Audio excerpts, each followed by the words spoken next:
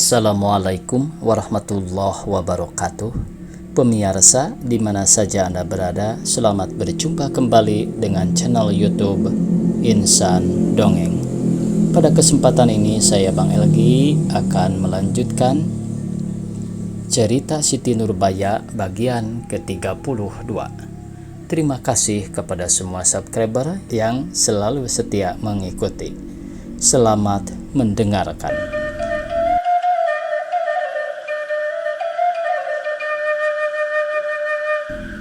Apabila anak itu telah lahir ke dunia, beberapa lamanya perempuan itu harus tidur diam-diam, tak boleh bergerak-gerak, serta harus pula memakan bermacam-macam obat yang kurang sedap rasanya supaya lekas sembuh.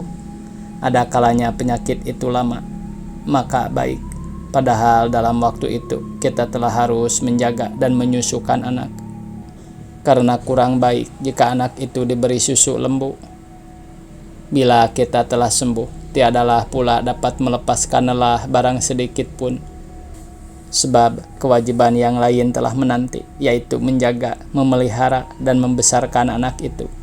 Tak tentu susah, tak tentu payah, tak tahu siang dan tak tahu malam. Karena makanannya harus diberi dan dijaga, pakaiannya harus dibuat dan dibersihkan. Jika menangis, harus dibujuk dan didukung. Jika mengantuk, harus ditidurkan dan diayunkan. Kalau ia sakit, berjam-jam lamanya didukung dan dinyanyikan. Siang malam tak dapat tidur atau mengerjakan apa-apa yang lain, karena berjaga-jaga. Bila anak ini telah besar sedikit, permainan harus diadakan, belanja harus dibeli, dan ia harus dididik pula dengan sempurna, supaya ia kelak menjadi orang yang baik. Belum selesai pekerjaan ini, tanggungan yang harus sudah datang pula, karena anak yang kedua telah dikandung. Tatkala anak ini telah besar, harus disekolahkan dan kemudian dikawinkan. Anak perempuan sesudah kawin pun masih ditolong oleh ibunya. Sesungguhnya demikian hal perempuan bangsa kita, jawab Alimah. Betul, aku sendiri belum merasai beranak, tetapi aku acap kali bercakap-cakap dengan perempuan yang telah beranak dan menolong mereka. Oleh sebab itu, ku ketahui perasaan dan penanggungan mereka. Dan adakah selamanya baik balasan anak itu kepada ibunya? Kata Nurbaya pula. Lebih-lebih anak laki-laki acap kali tak tahu membalas guna. Terkadang air susu ibunya dibalasnya dengan air racun. Bila ia telah beristri, tiadalah diindahkannya lagi ibunya. Ada pula yang tiada hendak mengaku ibu lagi kepada maknya, karena ia telah kaya atau berpangkat tinggi. Malu beribukan perempuan yang biasa saja atau perempuan yang bodoh. Dan ada pula yang memusuhi sampai memukul dan menyiksa ibunya sendiri. Memang anak laki-laki yang acap kali berbuat begitu, anak perempuan jarang, sahut Alimah. Boleh jadi sebab angkuhnya juga, walaupun asalnya dari ibunya, tetapi pada sangkanya ibunya itu hina, sebab ia bangsa perempuan, kata Nurbaya seraya mengangkat kepalanya. Setelah sejurus berhenti, berkata pula ia, hal yang kedua yang menyebabkan kita lebih lemah dan lebih kurang tajam pikiran kita daripada laki-laki ialah pemeliharaan, pekerjaan, dan kewajiban kita. Tentang pemeliharaan kita, sejak kita mulai pandai berjalan sampai berumur 6-7 tahun sajalah kita boleh dikatakan bebas sedikit, boleh berjalan-jalan ke sana kemari, boleh bermain-main keluar rumah. Itulah waktu yang sangat mulia bagi kita, waktu kita berbesar hati, waktu kita merasa bebas. Sudah itu sampai kepada hari tua kita, tiadalah lain kehidupan kita melainkan dari rumah ke dapur dan dari dapur kembali pula ke rumah.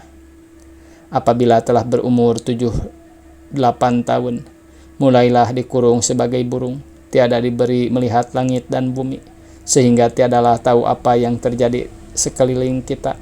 Sedangkan pakaian dan makanan tiada diindahkan, apalagi kehendak dan kesukaan hati. Sementara itu kita disuruh belajar memasak, menjahit, menjaga rumah tangga, sekaliannya pekerjaan yang tiada dapat menambah kekuatan dan menajamkan pikiran. Tetapi anak laki-laki waktu itu lain daripada disuruh ke sekolah dan ke langgar, disuruh pula belajar menari, memencak, berenang, berkuda, dan lain-lainnya untuk menguatkan tubuh dan menajamkan pikirannya. Jadi sekalian pelajaran dan pekerjaan itu pada laki-laki selalu menambah kemauan, kekuatan, dan menajamkan pikirannya, sedang pada perempuan melemahkan tubuhnya dan tiada berapa menambah kepandaiannya. Tentu pekerjaan dan kewajiban kita kepada Allah ialah mengandung dan menyusukan anak, kepada anak memelihara, membesarkan, dan mengajari dia, kepada suami menjaga rumah tangga, mengatur makanan, pakaian, dan lain-lainnya, dan kepada ibu, bapak, serta kaum keluarga menurut sebarang kehendaknya. Sekalian itu pun tiada pula menambah kekuatan dan akal kita sebagai pada laki-laki. Pekerjaan, pemeliharaan, dan kewajiban ini bukan kita yang menghendaki. Kita terpaksa harus menjauhkannya. Untuk siapa? Untuk laki-laki dengan anaknya. Demikian pula tentang sifat-sifat perempuan itu, bukan ia yang memintanya. Adalah patut laki-laki menghinakan dia, sebab kita beroleh sifat-sifat ini. Pada pikiranku tentang kemauan dan akal itu, bila kita perempuan diberi pelajaran, pemeliharaan, makanan, pendeknya sekaliannya sama benar-benar dengan laki-laki, tentulah kita tak akan kalah dari laki-laki.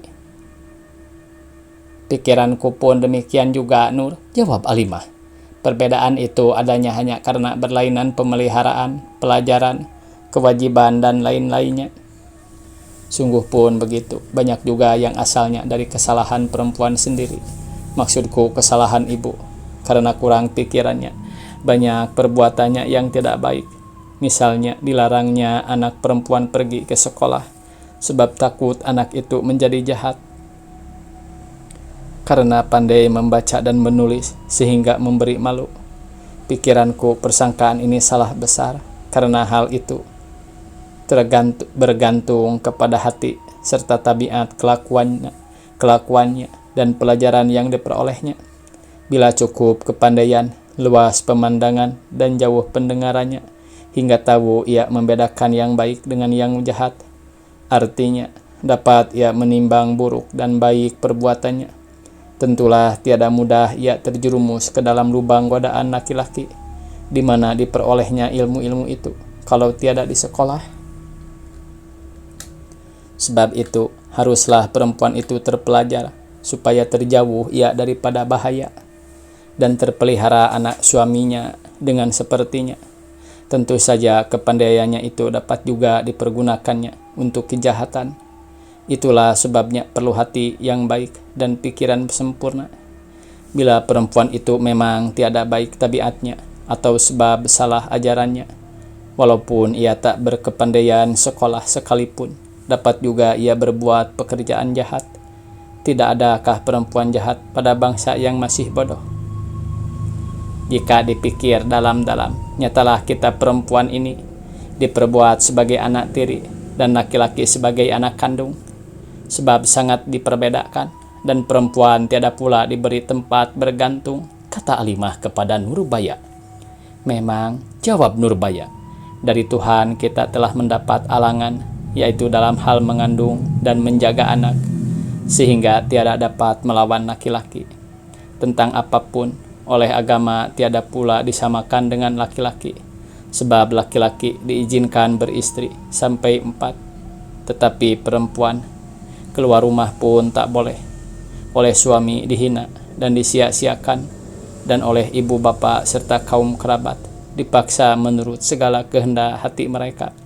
Bangsa dan negeri pun tiada pula hendak menolong. Di situ terhentilah Nurbaya berkata-kata termenung memikirkan hal dan nasib bangsanya perempuan. Ya, seadil-adilnya, tentulah perempuan boleh pula bersuami 2-3, kalau laki-laki boleh beristri banyak, kata Alimah. Apa? Perempuan bersuami banyak? Sedangkan melihat muka laki-laki lain tak boleh? Jika hendak keluar rumah? haruslah ditutup muka rapat-rapat. Begitu pula bagian badan yang lain-lain. Sudah demikian, talak diserahkan pula kepada si laki-laki. Mengapakah begitu? Mengapa laki-laki saja yang boleh menceraikan dan mengawini perempuan sesuka hatinya? Apakah sebabnya? Maka perempuan tidak boleh berbuat begitu pula.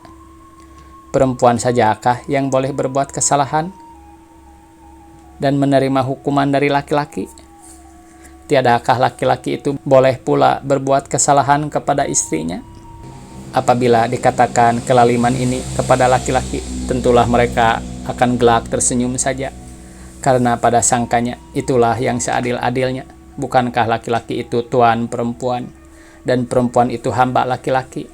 Tentu saja mereka boleh berbuat sekehendak hatinya kepada kita, disiksa, dipukul, dan didera dengan tiada diberi makan dan pakaian sebagaimana seharusnya, tiada diberi belanja yang cukup dan rumah tangga yang baik, tiada pula dilepaskan hati kita, tiada diberi melihat permainan apapun yang boleh menyenangkan hati dan menambah penglihatan, dan tiada diizinkan pula mendengar bunyi-bunyian yang menghilangkan kesusahan.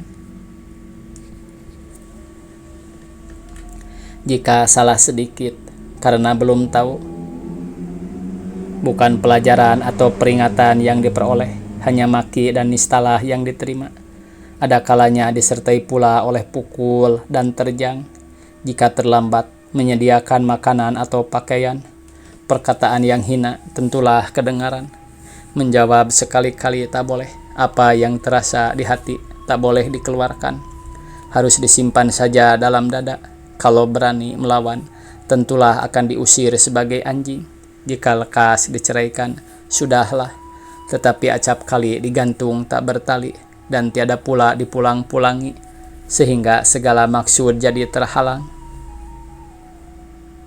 Sungguh pun demikian, penanggungan itu belumlah seberapa jika dibandingkan dengan penanggungan dipermadukan, kata Alimah. Aku lebih suka dipukul, dikurung, atau dihinakan daripada dipermadukan. Tentu itulah sebabnya agaknya engkau sampai bercerai dengan suamimu, jawab Nurbaya. Memang, kata Alimah. Cobalah ceritakan bagaimana asalnya perceraian itu, kata Nurbaya pula. Asal mulanya ialah hasutan perempuannya dan maknya. Kata mereka, aku yang menghasut suamiku supaya ia benci kepada mereka, sebab selama ia kawin dengan aku, mereka tiada dapat belanja dari suamiku. Tetapi aku sekali-kali tiada berbuat demikian. Hanya ada aku minta kepada suamiku supaya belanja rumah setiap hari, jangan sampai kurang. Sebab orang tuaku bukan hartawan. Mendengar permintaanku ini, diberikannya segala pendapatannya kepadaku. Dari uang itu, aku berikan kepada ibunya 10 rupiah dan saudaranya 15 rupiah sebulan. Pada sangkaku, jika sekadar makan, cukuplah belanja sekian itu. Tetapi rupanya kemauan mereka, sekalian pendapatan suamiku harus diberikan kepada mereka, sebagai tatkala suamiku belum kawin dengan aku.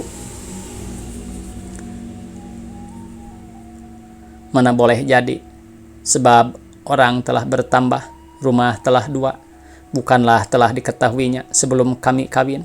Ayahku bukan orang yang mampu, jadi tak dapat menerima suamiku sebagai menerima anak-anak bangsawan di padang ini. Segala disediakan dan diadakan, tinggal pulang saja lagi. Lagi pula suamiku bukan seorang yang berbangsa tinggi.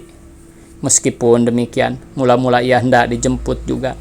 Akan tetapi, tatkala ayahku berkata, ia tiada beruang, sudilah ia sebagai biasa, suka saja. Sesungguhnya perkawinan itu atas kemauan mentua dan ipar perempuanku itulah. Tetapi tatkala dilihat mereka pemberian suamiku berkurang kepadanya, bencilah mereka kepadaku, dan dibujuknyalah suamiku supaya menceraikan aku. Setelah dilihat mereka suamiku tak mau saja menurut hasutan mereka, dicarinyalah dukun kesana kemari, supaya suamiku benci kepadaku dan aku diceraikannya. Kabarnya mereka sampai berniat hendak mengerjakan aku supaya aku menjadi gila atau mati. Tatkala maksudnya yang jahat ini dengan jalan demikian tak sampai pula dikawinkannya lah suamiku dengan seorang perempuan hartawan.